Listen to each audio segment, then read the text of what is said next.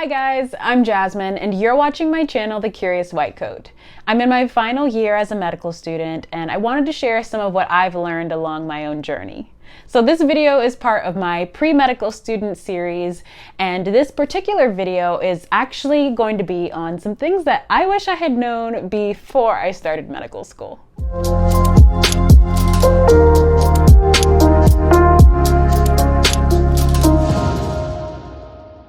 Right now, I'm actually in the middle of the residency interview process, and I noticed that some of the questions that come up for residents are questions like, what are some things that are different than what you expected them to be in residency?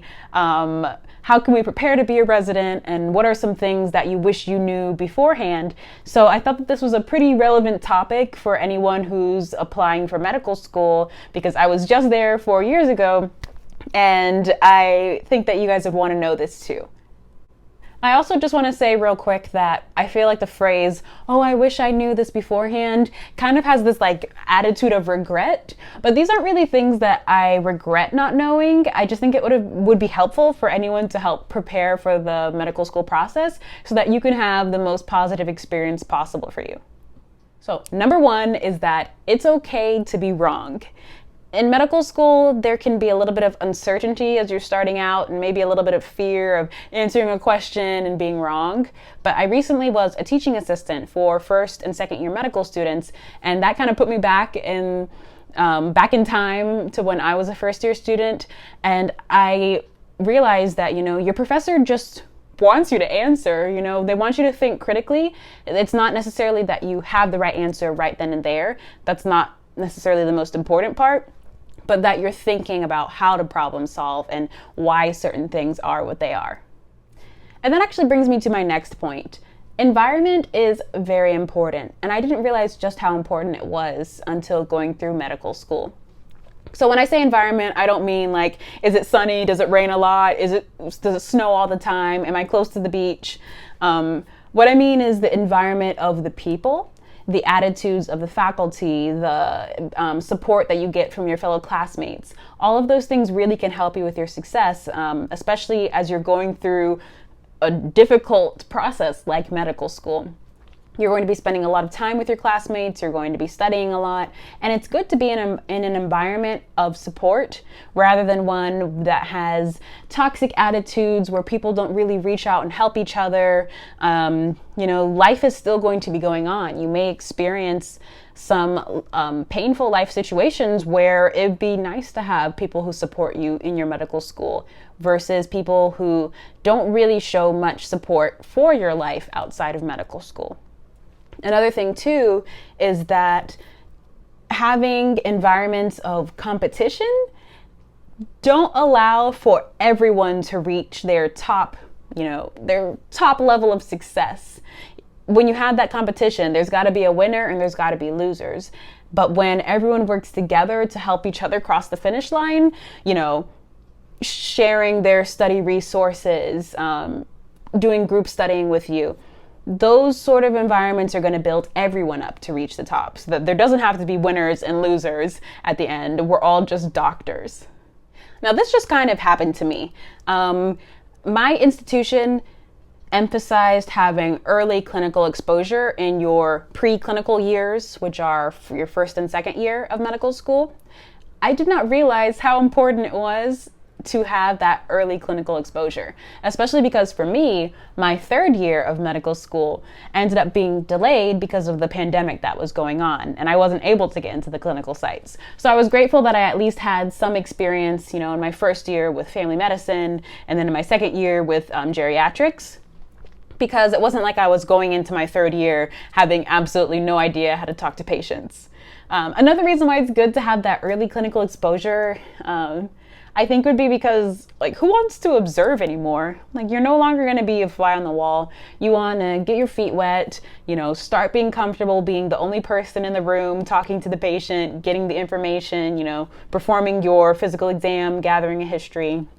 You also, it's just fun to see your patients. It's what you came here to do, and now you're going to get more autonomy to do that. So I think it's important to look for programs when you're applying to medical school that have that early clinical exposure and that are training you, from the jump to be a doctor. I wish I had started Boards and Beyond from day one. There are so many outside resources in medical school that you can use that are actually really good quality. So if you hear people talking about Sketchy, Boards and Beyond, Anki, First Aid RX, or USMLE RX and First Aid, maybe explore those a little bit because they really came in handy during medical school.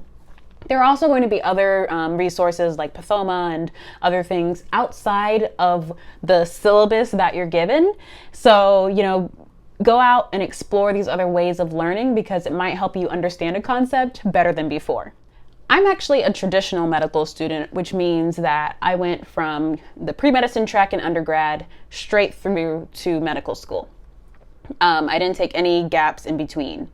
What I didn't know is that gap years are actually becoming a lot more popular. I thought that you're just, supposed to go right, in sequential order, no breaks. But I actually noticed that some people are using their gap years strategically, especially if they know that they are going to apply to a very competitive specialty in the future. So when I say competitive, I don't necessarily mean, these doctors are smarter than those doctors. No, I mean that when you apply for residency, there are going to be more applicants than there are positions, and a lot of people will go unmatched. So these are specialties like dermatology, ENT, ortho, neurosurgery. A lot of people apply but don't necessarily match, so they try to make themselves more competitive. And, if you're that 19-year-old who knows that you want to be a neurosurgeon, maybe you decide that after college you're going to take a break and do basic science research and build up your CV so that you can be able to get yourself into the best position possible to reach that goal. And there used to be some stigma around gap years, and I think that is kind of fading away, especially as more people use it to their advantage. Unfortunately, people are gonna brag. Ignore them. So I've noticed that there's this thing that people can sometimes do called, I call it a complain brag. So it'll look something like, oh my God, that test was so hard. I did so terrible. I wasn't able to study enough and I only got a 93. So they're complaining, they're being self-deprecating, they're saying that they did so terribly, but really they just want you to know that they got a 93 and they're thrilled about it because that's a good score. So when you hear people who kind of act like that, my advice is to ignore them because that's not somebody who is trying to lift others up. And that also kind of makes me think of people who are gunners but pretend not to be. They try to act like they're not, trying to be the top of the class, and there's nothing wrong with being, number one in your class. But if you can't be honest about your experiences, it's probably not worth sharing. And it's not very genuine. So each year, somewhere between 40 and 50% of people that apply to medical school get into medical school and are able to start in the fall. So if you have a spot, congratulations, that's so excellent. And if you're someone who was fortunate enough to get multiple acceptances and now you have to choose where you want to go, there are some things that I wish I knew that were important on deciding where you wanted to go. So one of those was the STEP scores that people at that institution had. Now that Step 1 is moving to pass-fail, you may want to look at the pass-fail rates of Step 1 because that's going to let you know, is this school pulling out the resources that are needed to get their students to that point of success? And then for Step 2, which will still be numerical, I don't know when that will change or if it will change to pass-fail, but it still is a numerical score. There are going to be residency programs that will have a cutoff score, and everyone who's below that score is not going to have their application looked at. They kind of screen them out. And everyone who gets above that cutoff score, let's say 240 is the cutoff score. Everyone who has a 240 and above is probably going to be looked at first if that's how they screen. Unfortunately, there are a lot of places that still put emphasis on step scores. Another thing to look at are the match rates that program has. So this will tell you how many students from that institution after those 4 years ended up going on to residency. And another thing that I noticed is that not only is it important to see, did 99% of people match, did 100% of people match, but how many people had to SOAP in that program, and then how many people, how many alumni got their top choices. So you have a rank list that you go through, and this is how you say, okay, program A is my number 1, program B is my number 2, program C is my number 3, and so on and so forth. So you want to make sure that applicants are very likely to get their top choices, because that means that school is preparing them well for that program. And that can give you an idea of how likely you are to get your top program. Plus, if you look at where the alumni from that school go to, you're able to also help yourself get a list of potential programs you can go to. I didn't realize just how intentional I was going to have to be about the things I prioritized while in medical school. Not just with studying, but also like with family time, with time for friends. You have to make sure that you're prepared so that you can get everything done efficiently.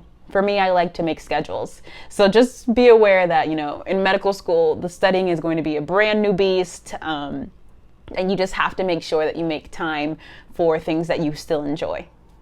Don't forget about those repeated deadlines. So I know for me, FAFSA, I take out student loans. So FAFSA was like the bane of my existence. Even though to do it like the same time every year, I had to set a reminder in my phone, or else I would just forget, which is terrible, because how are you going to pay your tuition? So if there are certain repeated deadlines that you have to do, make sure that you're aware of those, because they do not go away just because now you're in medical school. And if anything, you have more responsibilities and more things to look out for. Coming into medical school, I knew that I wanted to be a neurologist, but there are a lot of people who were undecided. As you go through medical school, there are going to be specialty-specific programs, internships, research experiences, all available to you, starting from first year of medical school. So if you know what your specialty is going to be early on, you have more of a chance to capitalize on those opportunities. So if you're undecided and you're thinking about going into medical school, maybe try to get some more shadowing experience so that you can determine what are your top choice fields. That way, when you do come into med school, you can join all of these different, summer programs and everything to really build up your CV and also determine if you truly like that specialty. So those are just some of the things that I wish I knew before I started medical school. The process is such a great learning experience, and I feel like you really grow as a person, because not only are you learning about medicine, but you're also learning about other people, and you're learning more about who you are as a person, and really forming yourself into the person that you want to be.